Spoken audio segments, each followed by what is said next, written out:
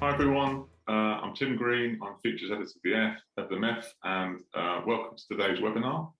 The title is Chat, Social, Voice, How Businesses can Keep Their Customers Talking, Whatever the Channel.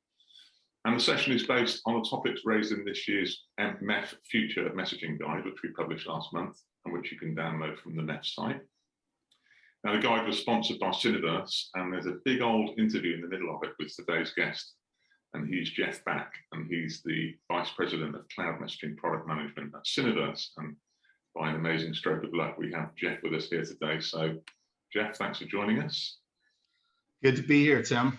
Thanks. So over the next 40 minutes or so, Jeff and I will be diving into the key questions facing enterprises and the messaging industry, and specifically looking at the channel options that they choose and how they execute on those. And before we dive into our discussion, just a reminder to you that you can ask questions at any time by clicking on the Q&A button, and we will keep tabs on that. And I'll ask Jeff any questions at the end that you ask. Also a reminder that we're recording today's session, and so there'll be a link in for anyone who signed up, there'll be a link in your email in the next few days showing you how you can watch again or share with colleagues who weren't able to attend. Brilliant. So with that, I'll say let's get on with the discussion. So we've just published a Future of Messaging Guide, but obviously there is an element of the past in that guide, what's happened in the recent past. And it's a big old cliche to say that, to talk about the pandemic and the difference it's made, but we do have to discuss that.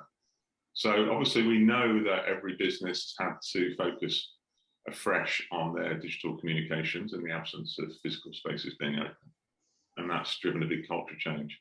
But it's always good to hear kind of from the horse's mouth how that actually looks in practice. So Jeff, you're dealing with clients all the time, enterprise clients all the time. What have you actually seen over the last 18 months? What changes have you seen in attitude and in activity? Sure, yeah. I think just to reiterate a little bit of what you said. So as the traditional means of interactions with their customers have gone away, particularly the face-to-face, obviously, right? Enterprises have woke up to the importance of a digital relationship, right, with their end customers, right? Digital relationship with customers was important and was becoming increasingly important even before the pandemic. But the pandemic really highlighted to enterprises, oh my gosh, we really need to, accelerate and enhance and expand our digital relationships with customers. So, so we've seen an urgency, right, from, I'd say, the laggards, right, and even the ones that are established in kind of the first wave of I guess digital engagement, which is A2P and SMS based, right? So you've got ones that haven't been doing it, looking to start to do it. The ones that are doing it are starting to expand out their use cases, right?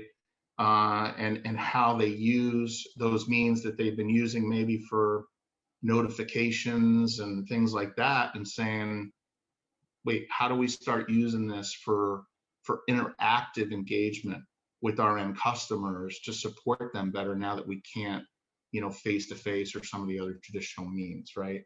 And I guess the last thing I'd say is the ones that had been pretty well established, they're also, and this is, half driven by the enterprises, and I'll explain why in a bit, but also driven by the end users, in that they're starting to want to be communicated to, via other channels that they're starting to adopt beyond SMS, right? And so, to me, that's kind of in summary what we've seen with our enterprise base. All right. globally. So you just touched on there that it all starts with text and A2P, but we're now moving on to other channels. So why don't you kind of round up what those channel options are and the pros and cons of each? Sure. I guess that's my prompt to bring up a slide or two, right? So, all right, so we talked about the traditional channels. Now, let's not forget, right, about, there's other traditional channels too. There's voice and email, right? Email is another, has been a, very popular form of digital engagement with customers. So they're still there, and they will continue to play a role, right? So you can't ignore them. It's not like it's going to be a mass forklift to everything else. They're always going to be there. They're going to have uses in certain, certain cases, and how you use them, is we need to start to get coordinated and integrate with some of these new channels that are coming out, right? So in terms of the new channels, there's a couple different types, but the key about all of them is that they are much richer, for lack of a better way to describe it. Okay, so richer means you can do a lot more through the channel. I think this will resonate with everybody, right? They know, like, hopefully what I'm talking about, right? So, you can send content, images, video. You can send. You can ask questions, and you can offer options for answers, like with buttons, right?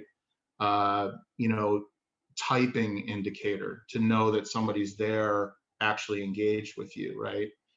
Is always helpful. All these little things, validation of who is actually communicating to you, the green check mark, and frankly, all the way to e-commerce, right? You can even do transactions with brands and enterprises that you're used to working with through these channels. Okay, so they're very feature rich, offer a great experience for the end user, but also a very valuable experience for the enterprise, right? So, and I think probably the one that I think everybody's probably most familiar with is the social over-the-top OTT messaging channels like WhatsApp and Facebook Messenger, Line, WeChat, things like that, right? So believe it or not, these messaging apps on people's phones in certain regions are becoming the predominant messaging app that people use and users use versus SMS, right? A lot of them still probably pay attention to their SMS, but in some cases, SMS has almost become the email inbox, right? With a lot of spam in certain countries, and particularly in the developing world, a lot of countries where free is very compelling. They've adopted these over-the-top apps and use them predominantly in certain geographies. I'd start with that. Another one that is probably a little bit more subtle for people is, it doesn't have a sexy term, but is operating system messaging channels, right? So I think anybody with an iPhone is familiar with the blue bubble versus green bubble phenomenon, right? And when it's blue bubble, you're seeing typing indications, and you're seeing a lot more interactivity. You can do a lot more things there. That is a rich messaging channel, right? And Apple is starting to leverage that for the business. And so they have what's called Apple Business Chat, which has primarily established a foothold in more customer care, interactive types of use cases. But starting to expand out as well, right? And Google has, their own version of it for the Android OS, Google Business Messaging, which the unique thing there is it starts to integrate in with some of its, popular applications like Google Maps, right? So you can, you're doing Google Maps, you're going to a location, and lo and behold, you can open up a rich messaging channel and conversation, perhaps with that business that you're going to, say, hey, is there seating, things like that, right? So Yeah. very powerful. And then finally, the promise of rich, communication services, RCS, which, is slowly but surely starting to take hold in certain markets. All right. Still predominantly focused on the Android OS. But the difference here is, while those OS ones are controlled by and offered by really the phone manufacturer, right? The rich communication services is really from your operator, right? From your mobile operator, supported, does everything that any of these other rich channels do, maybe a little bit more in certain aspects, right? But as this starts to hit critical mass, what this becomes is the next generation SMS, right?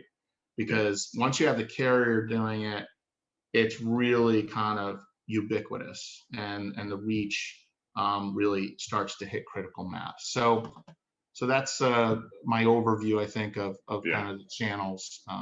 So that's excellent. Well, it's a very full overview, very eloquently put, and obviously it brings. What I want to get onto is, how you help enterprises to coordinate all of those different channels. But before we do that, maybe can you talk about the differences that you've seen in terms of adoption between the different channels, either regionally or demographically? Right. There's a lot there that you've described, and for us, obviously, enterprises are going to have to choose which channels they address. What are some of the differences? Yeah.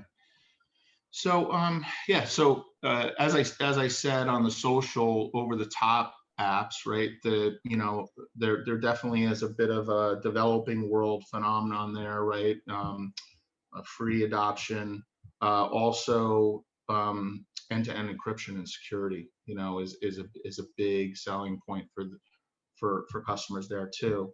And so let's take WhatsApp as for instance, right? So WhatsApp has pretty amazing penetration. I'd say the first starting with India and Brazil, upwards of 80-90% of the phones in those two countries all have WhatsApp downloaded on them and probably using it, right? And so that's the ubiquity and reach of SMS, frankly, right? And they've just adopted it, and culturally and phenomenon, it's everybody's. Once you start getting people interacting and it expands out, it's the power of networks, right? And you establish critical mass, right? So I would say Indonesia out in Asia is another very popular WhatsApp market. But especially out in Asia, you also see some country specific rich apps as well, over the top apps. So in China, it's WeChat, right? WeChat or bust. Everybody's using WeChat in China. Not quite the penetration rates that India and Brazil have for WhatsApp, but definitely critical mass, right? And other markets like Line in Thailand, and then like for Korea, Kakao Talk, right? Some people may have never even heard of that, but Viber is popular in certain countries, etc. So so it's really quite amazing if you look at a map. I can't remember the report, but some report I read had a really interesting map about what the predominant non-SMS channel was in each country, and it was color coded, and it was a kaleidoscope, right? So, which is very interesting, right? But but challenging for enterprises. So sure. Do enterprises ever factor in Telegram or Signal, or are they kind of outside this world? Telegram and what? And Signal, the sort of encrypted, private messaging channels. Honestly, haven't seen a lot of that. a little bit here and there, but more corner cases, at least in our experience. So that's going to be determined by, the verticals that you play in, and so Right. Syniverse's approach is more, we're more of a white glove. We like to co-create. We're a strategic partner with our more bricks and mortar enterprises, right? So traditionally, they're thinking about the most popular ones, and they, but working with a large global consumer goods company, and they market to the world, right? Their products are sold in almost every country in the world, and so with them, yeah, you start to see, okay, because they're decentralized, and they have groups driving marketing in each of those markets, and so they know very specifically what is going to work in a market or not. And that's where we see, okay, for this country, Telegram may be something important. So, and we're working through a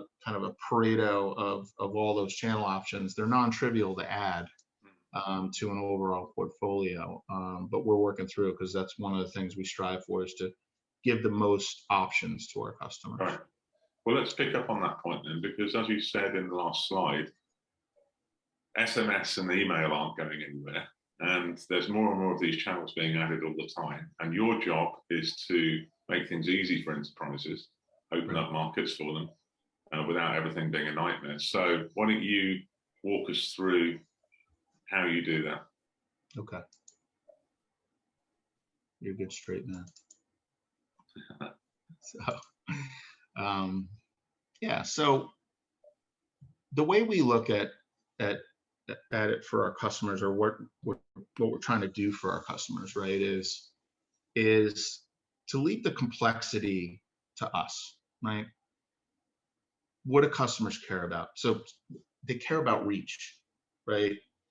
And increasingly now, they care about rich messaging reach, right? And so rich messaging reach is it's specific to each channel, okay? But for them, it's really the holy grail for enterprises and brands is to have established an always on rich messaging conversation with an end user, right? That is it. Once you have established that, think about it, right? If let's just say, a clothing company that you buy a lot of clothes from or whatever, and you've got your sizes all set, so you always know what, it's not an issue. You don't have to go try stuff on, whatever, and you want to see what's the latest and greatest coming out. Instead, you don't have to go to the store. You don't have to go to the website. Right in your messaging app, right? Let's say you use WhatsApp. Oh, I've got an ongoing conversation with, that enterprise, right?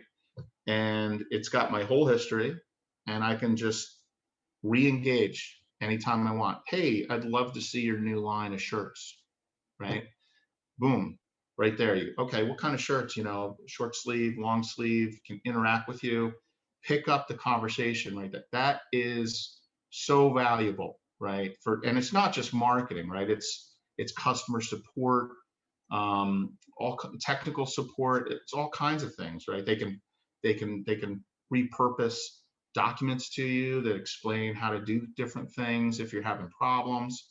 So it is absolutely invaluable for those enterprises to have that. Now, how do they the key is, how do I establish that, right? And that's where we like to take on some of the burden of that. So the first, it starts with having the most rich messaging options out there, right? To be able to fit and reach the corner cases that I just talked about, Line in Thailand, or WhatsApp in Indonesia and Brazil, but again, as you alluded to, there's many more options that make sense in certain use cases and certain geographies and certain demographics. So the first thing is, we want to have, and we're working on expanding out to have the broadest set of rich messaging options. So secondly, what we want to do is actually add intelligence to that, right?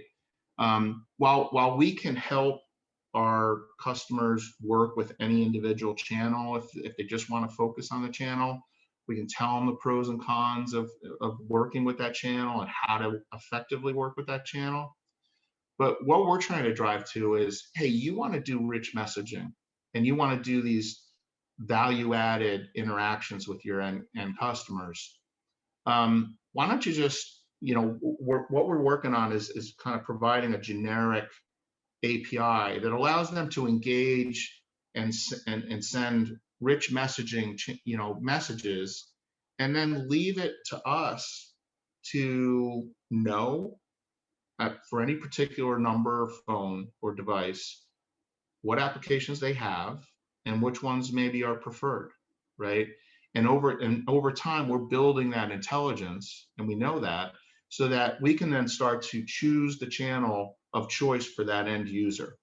And to a certain extent, there's a little bit of normalization of, maybe one channel doesn't support like product carousels or something like that, right? So there's some normalization you have to do there, but we're trying to kind of take the heavy lifting of that, off the enterprise's shoulders and put it on ours, because I think we can really help in that regard. And along those lines, one of the things, so not only choose the right channel, but then if that, for whatever reason, last time we engaged, that channel worked, but it's not working now, fall back, right, to perhaps other rich messaging channels that may work, and or eventually even to SMS, right? And fall back elegantly. So the enterprise doesn't have to take on the burden of tracking that, knowing that, figuring out the priority order, and elegantly falling back. We'll do that for them, right? And then last but not least, for RCS, which still needs kind of industry catalyst efforts to kind of get it going to critical mass beyond a couple of the markets where it's starting to get going. We have a little bit of a better together strategy in terms of we have a whole separate business unit, carrier business unit, that's sole focus is to help mobile operators with these kinds of things. And one of the things we help them with is to offer them hosted platforms that support A2P RCS in their markets, so that they can start to monetize that too. And to the extent that we do that, then we also get reach into those networks and can build out kind of a unique and competitive footprint from an RCS perspective. To the extent that with this strategy, and we say kind of to enterprises, set it and forget it, it can support and drive RCS usage, where if you just had the conversation about RCS alone with the enterprise, maybe it wouldn't have been enough reach. But with a rich messaging strategy that has much broader reach and really has critical mass, you can start to drive RCS usage.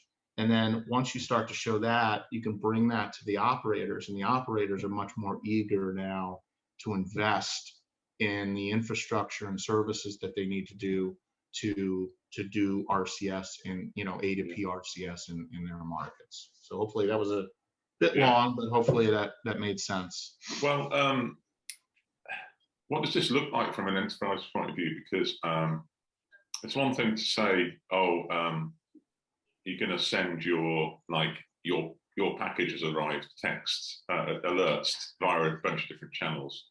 But when you're getting into like long historical conversations, two-way conversations of the sort you described earlier with the clothing company, but you're doing it across different channels, how do the enterprises, how does that look to the enterprises? Do they have some kind of dashboard to sort of understand that complex web of communications? It's a good question. So first of all, we're working on this, so we're evolving it, right? Yeah. So it's going to take some, it's taking work to, establish that kind of one ubiquitous interface to the enterprise, and to say, provide all this content, some of which will be used depending on the channel that we eventually settle to for that end user, right? So that's one thing. But I think where you're going is and it's appropriate question, is this notion of omni-channel, right? And omni-channel, the definition really of omni-channel is that you're having a coherent conversation across different customer touch points or channels, if you will, right? But when you do that, it's coherent in that what you're saying in one channel has the context and understanding of what's going on in the other channels, right? Exactly, the simplest example of this was way back in the e-commerce days, in the early days of the web, when retail stores went online. They had an online store. You buy something online, it doesn't fit. You bring it back to the physical store, and the physical store says, no, we don't take those returns. You have to send it back to the online store. That is not omni-channel, right? That's not coherent. So that's a simple example, but it extends into this now, right? Into digital engagement and omni-channel and across all these channels. So there's a couple things, right? So more and more of these enterprises are starting to use chatbots, right?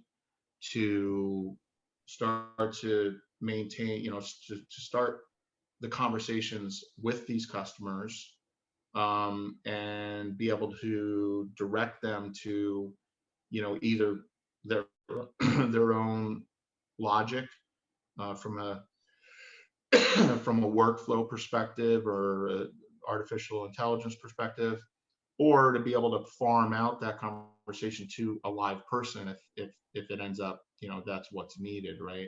And so the chatbots are are a place that is offering that intelligence, right? But increasingly, we are also looking to help where companies aren't using chatbots. We're also looking to help to provide intelligence, and ability for an enterprise to make sure they're having coherent conversations across channels on our side. So it's really kind of which side of the demarcation point between us and our customer, do we add the intelligence? Sometimes we can't add the kind of intelligence that they really need, and that's got to be more accomplished with the chatbot. So, chatbot partnerships and/or capabilities are increasingly important in our solutions to customers. And so I guess hopefully that addresses that question.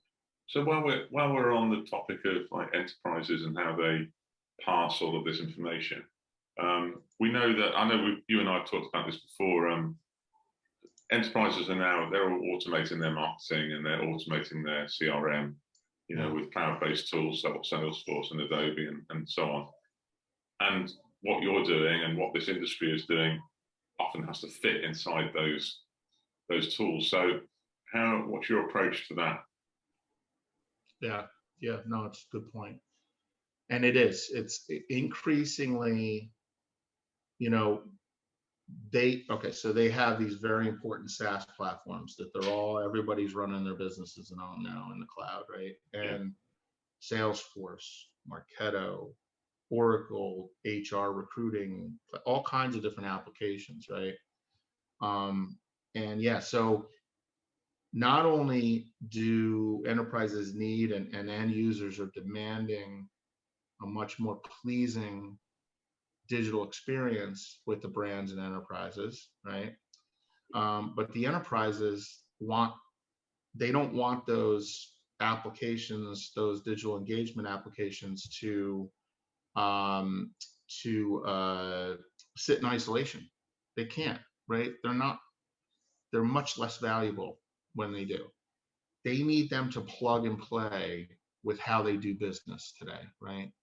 And so that's exactly what you're saying, right? Which is, the solutions need to have, everything's obviously becoming much more programmatic. Everything's API based, right? So you need to be able to integrate or have pre-configured connectors, a pretty big library of them, to the different systems that are important for your customers to be using and how they want to engage in and interact with their digital engagement solution. And so, yeah, it's absolute for us. It's absolutely critical to have an ever expanding library of integrations and connectors that we can take off the shelf, add to our orchestration capabilities and our CPaaS capabilities to have those solutions and the feedback they get from customers, et cetera, be able to be fed back into the systems that are important, right? So we have a key logistics company that we're working with, who, yeah, they want to engage their customers on package delivery. They want to do that through Salesforce.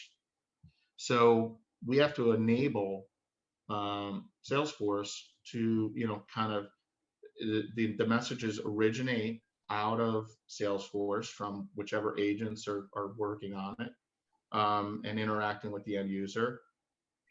We convey that to the end user.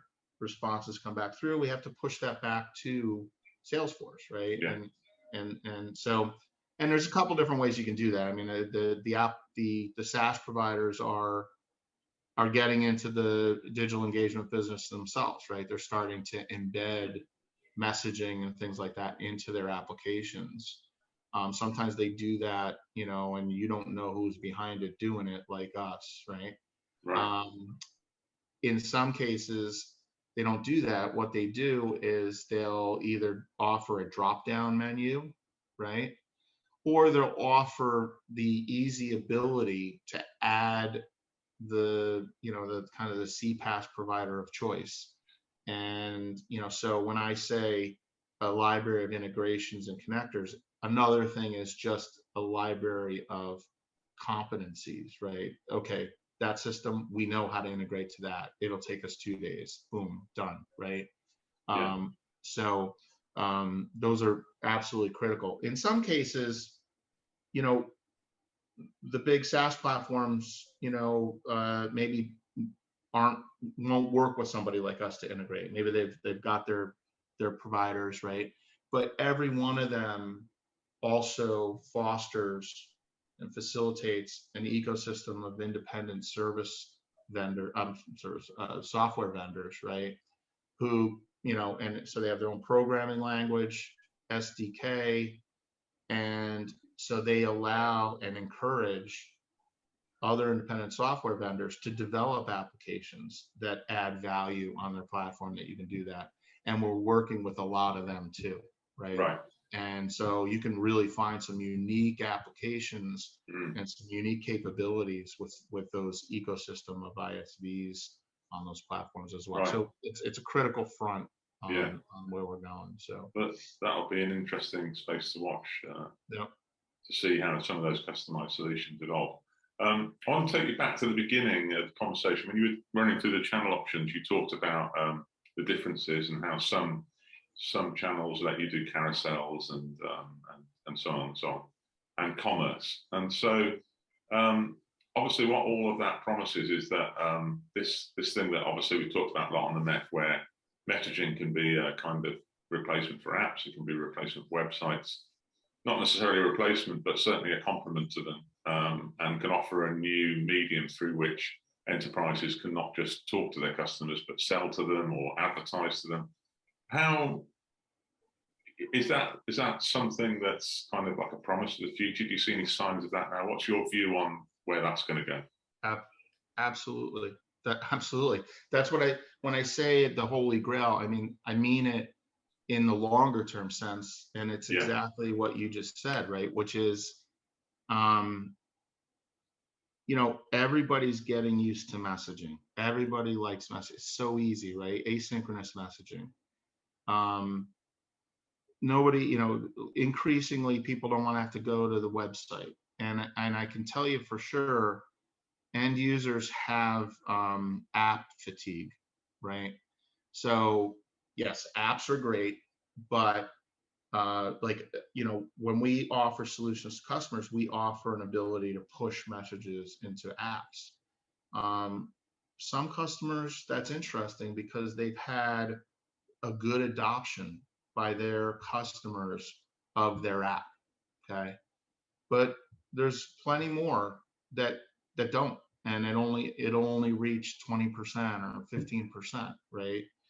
And not everybody, we all know, just bring my phone up here. I got, I don't know, probably 150 apps on my phone, right? And, definitely end users are getting app fatigue. And so really, as these rich messaging channels evolve and all start to kind of normalize, because they're all competing against each other, so they're increasingly going to offer the same capabilities as the other ones, right? They're getting to the value that you can deliver through an app. So these rich messaging channels are really going to be the app of the future, right? And it's going to be complementary to start, but I think down the road it's going to gravitate towards the message channel as the app of the future. Right. Well, if that's true, I just want to ask one more question before we ask a couple of viewer questions. But if that's true, what you're saying, then obviously the industry needs to think about business models, because sending out, doing a per message business model isn't going to cut it. So what are your feelings about how the business models might evolve in a world where people are using apps for advertising, for commerce, messaging for all of those different purposes? Yeah, good question. So a couple different angles, right? So first, you've seen this with RCS, but now we're seeing it with WhatsApp, right? In that the message itself and the usage-based charging for messages, everybody in the ecosystem wants the cost of things to be more tied to outcomes, right? And value add, rather than all the bits and bytes that took to actually do it, right? And when I say bits and bytes, I mean kind of messages, right? So increasingly there's an evolution to conversation pricing. So WhatsApp in February is going to launch. It's already out there, I think, on their website. The pricing's already out there, where they're essentially they charge for notification messages, which are the messages that enterprises use to start a conversation with an end user. It's got to be a certain template, all that stuff approved, right? When they send that, they pay for that. They pay WhatsApp for that through us. But WhatsApp's also going to start charging for the 24-hour windows that opens up. And by the way, if an end user reaches out to an enterprise, that also opens a 24-hour window through which they can communicate on an unlimited basis, right? And so WhatsApp's actually going to start charging for those 24-hour windows, okay? Conversational pricing, and you've heard the same thing in RCS, right? So couple other thoughts. We just talked about how things are starting to evolve to solutions, particularly with the types of customers that need more hand-holding. They want a turnkey solution to solve their business problem. They don't want to have to figure out how to do it themselves, and that's where we come in. We increasingly can start to charge kind of fixed fees for the value, the intrinsic value that the whole application brings, right? Usually the value of the application is much more valuable than the sum of its parts. So there's intrinsic value there. And, we're starting to talk about value-based pricing with our customers, and charging for, that extra value there.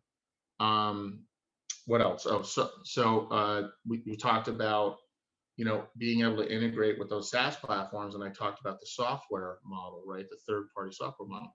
In those solutions, we're actually selling that software to our customers as part of the solution. So now we've got a new revenue element that is starting to migrate us towards what I think this industry is becoming, which is a software business, right? Right. So we're charging for software licensing, etc. And so, yeah, and finally, I think enterprises do resonate. A number of them resonate with bundles, all you can eat bundles, and it sounds like a waste, but it is in some instances a case where it both get benefits out of it, because they want predictability in their budgeting. They say, I want to just set it, just know, okay, boom, I bought what I needed. I'm going to get what I need, this many messages. Now, if they don't use all of that, then, the provider gets breakage benefits, right? So it's a good kind of win-win in a lot of cases with enterprises. So that's kind of some of the phenomena that start to see evolve in commercial models. Yeah, it's interesting. I've heard that probably what we're going to see is some gaming of the system. So I've heard that in a situation like the WhatsApp situation, where if an enterprise starts the 24-hour session, they pay, and if the user starts, they don't. So they text the user on a different channel, and then they say, send us a WhatsApp. That's inevitably going to happen, I think, isn't it? Well, let me just say that WhatsApp, we have a good relationship with WhatsApp. We're a premier provider for them, and they're doing it for a lot of reasons, but I won't deny that that's not one of them, right? Because enterprises would send a text message to an end user and say, click this link to start a WhatsApp conversation with us, and get around that whole thing. So, that's definitely an aspect to it there. So. But that's just, I suppose the way markets evolve. That's going to happen in any new thing, right? It's always going to be, they're going to find people that arbitrage, the holes in it. So, fine.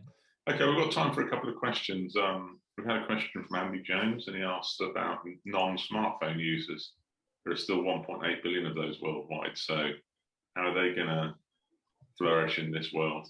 Obviously texts can serve those people. What's your view? Non-smartphone. So it's a great question.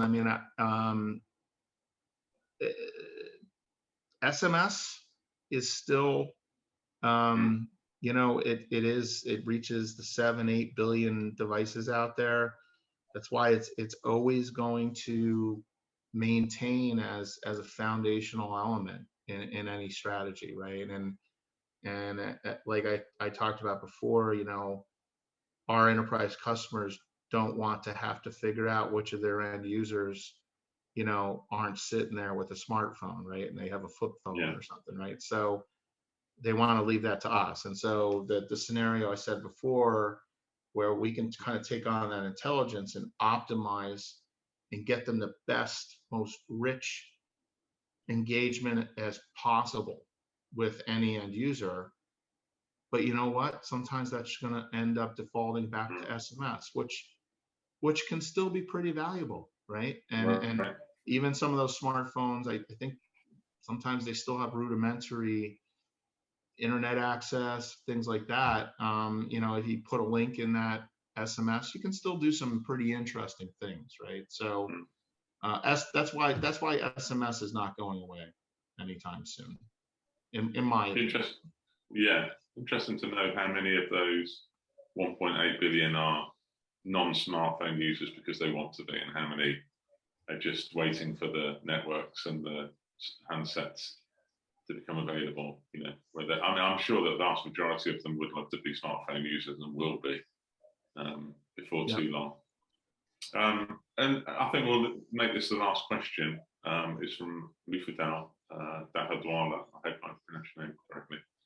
And it's how do you do on-premise deployment for OTT channels? So I think Reflon kind of comes back to when we were sort of talking about how enterprises actually manage all this stuff, but I'm assuming that's kind of the interface question around how an enterprise does on-premise deployment for OTT channels. Does that make sense? Yeah.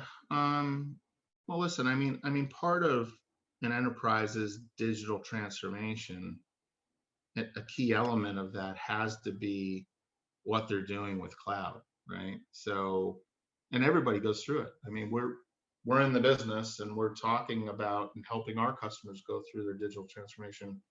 So are we, right? So our platforms are premise based, okay, and right now, but we are rolling out our next generation platform where that it has to be cloud based, and for us, I mean, it has to be cloud based because personal information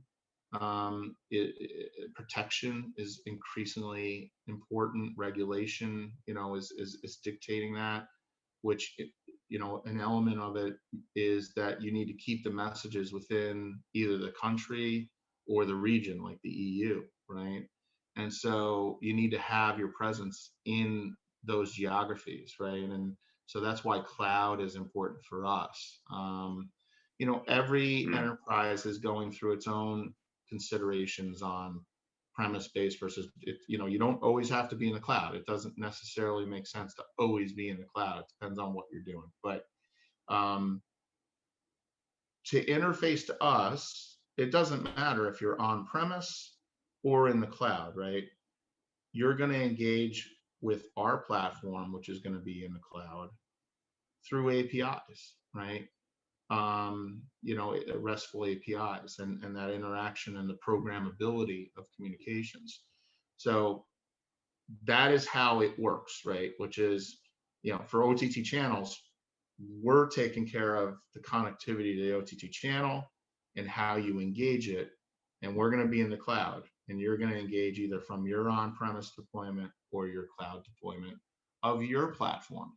That could be Salesforce, that could be Marketo, that could be a number, Adobe, right?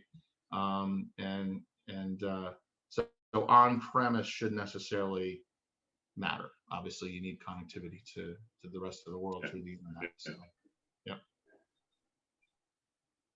Jeff, okay, well, thank you so much for all your insights today, as eloquent and articulate as ever. So thanks very much for that. And we'll wrap it up there, and I'll say thanks to all the viewers for watching and for all their questions, and remind you that look out for a link in your emails where you'll get an indication of where you can watch again or share with colleagues who couldn't make it. And with that, I'll say thanks again to Jeff. Thanks for watching, and see you next time. Bye. Thanks for the opportunity. Have a great day.